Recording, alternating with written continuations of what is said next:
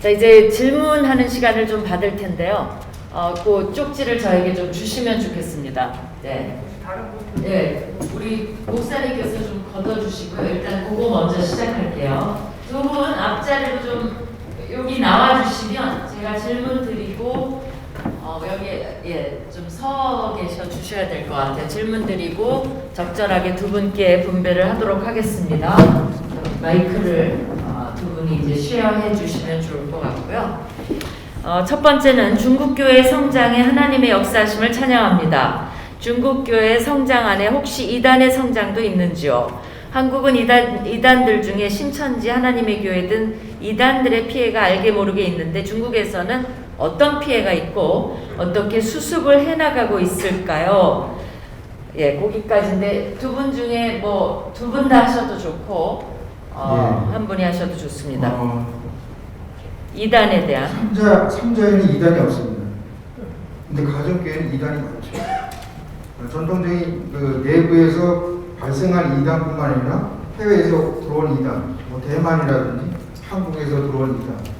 그래서 내부 문구에 보면 다락방 그리고 신천지 등등을 이단으로 거기서 명기하고 있습니다. 그래서 중국교회가 상당히 심각하게 벌어지고 있고 그 관련된 책자도 나와 있고 한국교회와 교류하면서 한국의 이단에 대한 정보도 많이 수집해놨습니다. 그래서 때때로 그거 관련돼서 이단을 치죠. 근데 놀라운 것은 이단은 너무나 많은 준비를 잘 돼 있어요. 그것이 이제 중국교회가 상당히 어려움을 당할 수 있는 것입니다. 왜냐하면 다른 데에서는 이단 체계를 중국어로 번역되어 있는 게 많이 없거든요. 근데 이단 철저하게 그것을 다 준비해갖고 가 있습니다. 그렇기 때문에 혼탁하고, 그 다음에 아까 잠깐 말씀드렸듯이 중국의 링은파이가 오순절적이거든요. 열정적이죠. 열정적이다 보니까 해외랑 교류를 많이 합니다. 교류를 많이 하다 보니까 불순분자가 그 안에 들어가게 되고요. 그래서 그 부분에 대해서 상당히 심각하게 생각하는 거죠. 마 교수님 혹시 거기에 대해서 괜찮습니까? 또 질문이 있는데요. 미국과 중국이 지금 대립하고 있습니다. 그것이 뭐 마귀의 전술인지 하나님의 전술인지 설명을 좀 해주시기 바랍니다. 그걸 어떻게 질문이 그렇게 돼 있습니다. 어떻게 우리가 바라봐야 될지. 우문에 응답을 하라는 뜻으로 알고 아니면 그 현문에 응답을 하라는 뜻으로 알고 네, 저희가 모든 것을 다 할 수는 없겠지만 중요한 것은 드러나는 현상들을 어떻게 그 하나님의 관점에서 우리가 잘 바라보느냐는 것이 저희한테는 굉장히 중요하다고 합니다. 세상은 세상의 원리를 가지고 살아가지만 우리가 한 명의 크리스찬으로서 살아간다는 것은 그네들의 어떤 의도와 상관없이 하나님께서 그 안에 어떤 것들을 분명히 심어놓고 계시다는 것을 우리가 분명히 찾아내는 지혜, 계시, 총명이 저희들한테 필요하다고 보기 때문에 그것이 그 사단의 계교든 또 사람들의 농간이든 간에 우리 크리스찬으로서 바라봐야 할 것은 그런 역사들을 통하여 하나님께서 중국 땅을 향하여 그리고 세계 복음화를 향하여 어떠한 계획들을 이건 감춰놓은 경륜이지 그냥 쉽게 드러나지는 않습니다. 그렇기 때문에 우리가 좀 더 민감하게 그런 부분에 대한 마음을 쓰고 기도하고 한국교회가 그런 부분들을 준비하는 것이 필요하다고 합니다. 네, 좋습니다. 뭐 거기에 대해서 하실 말씀 없으십니까? 그러면 네, 플로어에서 손을 들고 질문해 주세요. 네, 김영한 교수님. 말씀 잘 들었습니다. 그 크리스천 투데이나 그 기독교 언론에서 중국에서 제주에 망명한 그 senzen 선결교인 60명에 대하였는데 그들이 어떻게 망명하게 됐는지 거기에 대해서 좀 더 자세히 좀 더 말씀해 주시고 이제 그분들이 제주도에 와가지고 우리 한국에서 2번이나 망명 거부를 했다 이렇게 나오는데 좀 거기에 대하여서는 우리 좀 복음주의 협의회에서 좀 더 어떤 항의 다른 단체 좀 준비하고 있어요. 거기에 대해서 조금 더 자세한 정보를 주셨으면 거기에 대해서 메이플라워라고 하는 이름으로 네, 메이플라워 거기에 대해서 아시는 사항 있으면 좀 코멘트를 해주시면 좋을 것 같습니다. 저는 그거에 대해서 잘 모릅니다. 네, 잘 모르시는 것 같아요. 특정 사항을. 또 다른 질문 있으십니까? 네. 제가 8년 전에 박종수 목사님을 대신해서 양해와 그다음에 종교국을 방문했을 때 종교국 부국장이 중국에는 2,370만 명의 기독교인이 있습니다. 그런 얘기를 제가 들었습니다. 근데 오늘 이제 마메노 교수님은 1억 5천 내지 2억 상당히 그러면 정말 할렐루야 감사하기도 하지만 또 우리 본부장님은 또 8천 내지 1억을 또 좀 얘기를 이렇게 그래 보니까 그래서 이게 어떤 것이 좀 맞는지 물론 중국식 뻥튀기식 것을 우리가 조금 차용한 건지 거기에 대해서 조금 코멘트를 부탁합니다. 네. 제가 이제 8천만에서 1억을 얘기한 것은 상당히 보수적으로 잡은 겁니다. 그 2008년도에 중국에서 외부에서 이제 회의할 때 1억 3천만 명 정도를 얘기했습니다. 근데 그 1억 3천만 명을 얘기할 때는 캐톨릭까지 포함한 겁니다. 물론 캐톨릭은 적습니다. 그렇기 때문에 1억 3천만 명까지 얘기했는데, 그러니까 아주 보수적인 것은 삼자교회만 얘기하면 한 3천에서 4천만 정도 얘기하고 있거든요. 그런 다음에 지금 2030년까지 예측하는 건 3억 명까지 보고 있거든요. 그래서 저는 물론 숫자는 중요하다고 생각하지만 저는 아까 말씀드렸듯이 질이 중요하다고 생각합니다. 10명이라도 언제나 그리스도인이라면 세상은 변화됩니다. 그러니까 그런 것들을 저희가 중국교회에 제공해줘야 된다는 겁니다. 그러니까 그래서 제가 아까 말씀드렸듯이 중국에 필요로 하는 교회의 형태는 셀교회라는 거예요. 지금 중국교회가 큰 교회는 다 해체시키지 않습니까? 그러면서 말하는 게 뭐냐면 작게 하라는 거예요. 5명, 6명, 10명 이렇게 하는 건 괜찮습니다. 그러니까 그것을 향해서 간다고 하면 대신 그 셀처치의 리더는 한국의 목회자 정도의 수준이어야 됩니다. 그러지 않으면 아까 말씀드렸듯이 이단의 사상에 직간접적으로 영향을 받을 수 있어요. 왜냐하면 성도들이 그걸 요청을 하거든요. 그래서 어떻게 바라봐야 됩니다. 그것을 위한 셀 리더들이 목회자의 수준 정도까지 할 수 있도록 돕는 것이 해외교회의 역할이다라고 생각합니다. 마 교수님. 좋습니다.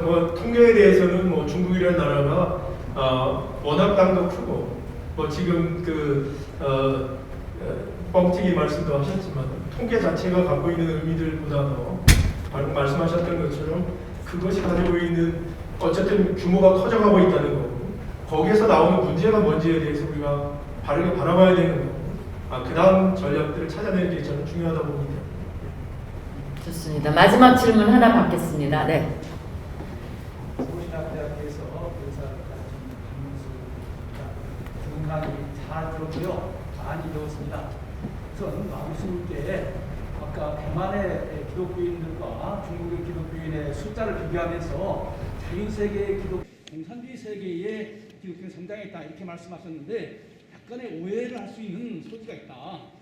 말하자면 모택동 시대하고 등소평 시대하고 시진핑 시대가 바꿔지면서 말하자면 자유화가 됐을 때 성장한 것이지 공산주의 시대지만 하나님이 특별하게 역사하셨고 그 체제에 대해서는 관계없이 등할 수 있다 이렇게 이해를 하게 되면은 그것은 사실과는 좀 다른 것이 아닌가 이런 생각이 들고요. 그런 측면에서 제가 볼 때는 시진핑이 강하게 지금 기독교를 지금 통제하고 있을 때 그때의 성장의 숫자는 어떻게 되는가를 좀 더 말씀해 주셨으면 좋겠고 또 한 가지는 지금 중국의 그 가정교회가 저소득층에서 이제 발전하면서 중간층으로 발전했다고 그러는데 바로 그런 그 새로 등장하기 시작한 중국의 그 기독교인들이 이런 공산주의 체제에 그냥 순종하는지 거기에 대해서 소위 민주화랄지 이런 새로운 세력의 힘으로써 현재 중국 그 공산주의에 대해서 도전하고 새로운 민주주의로 나갈 수 있는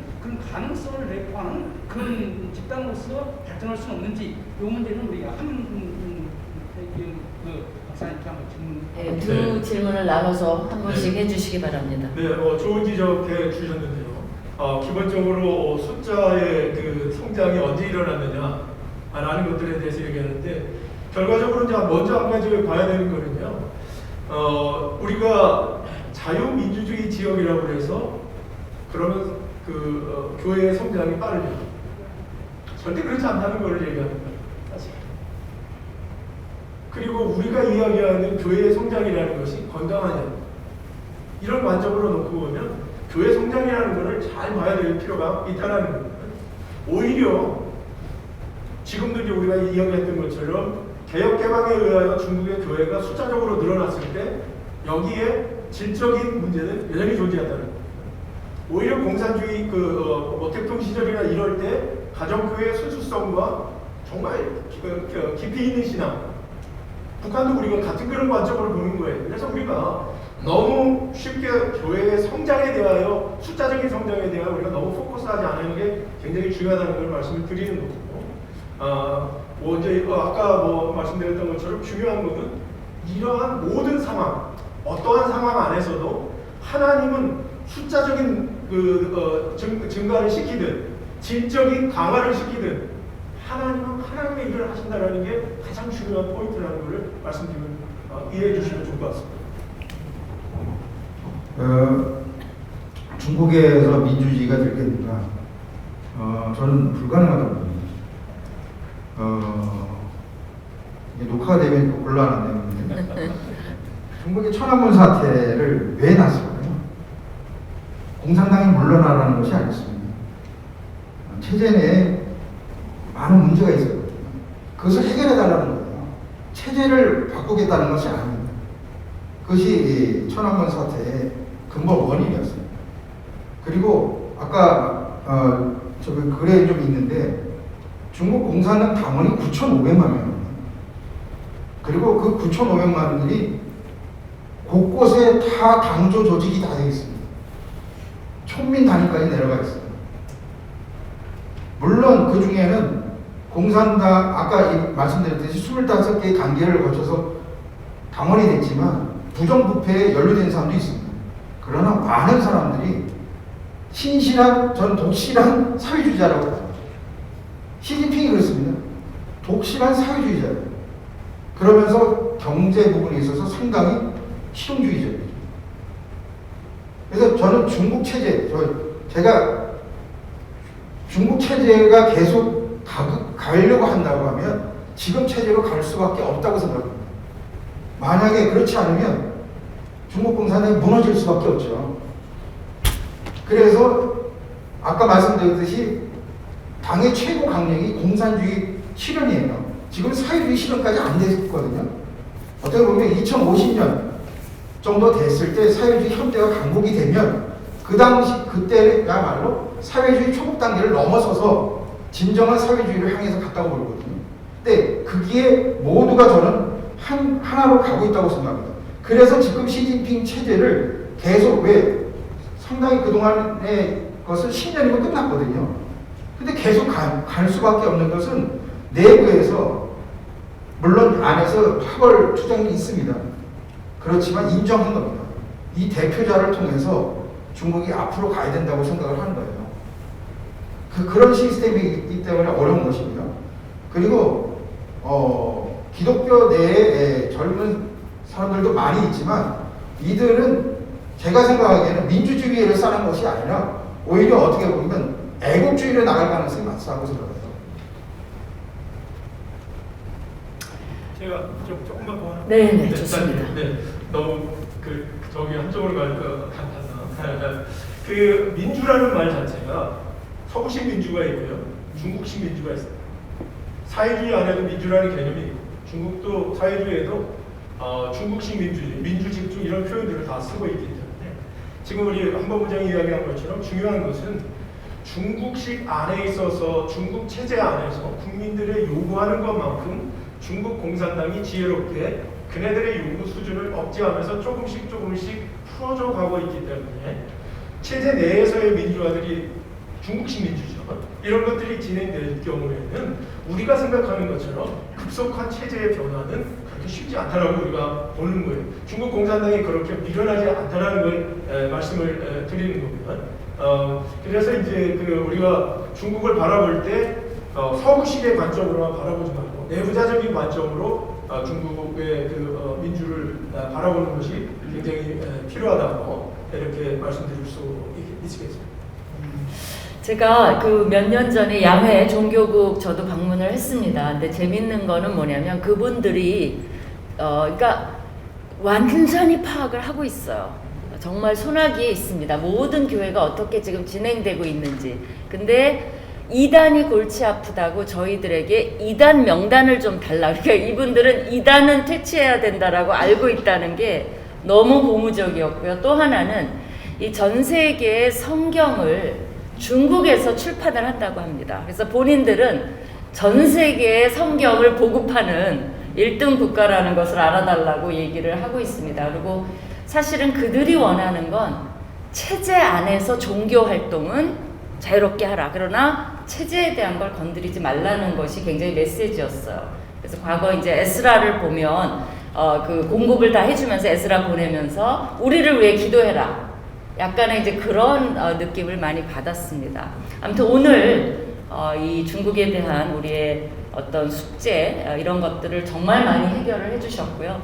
또 희망을 갖게 하고 하나님이 놀랍게 역사하고 계시다는 것도 발견을 했고 또 어떻게 해야 될 것도 제시해 주셨고 너무나 인포머티브 하시고 또 많은 인사이트를 제공해 주신 우리 두 분께 큰 박수를 좀 부탁을 드립니다. 이것으로 2부 순서 발표를 마치겠습니다.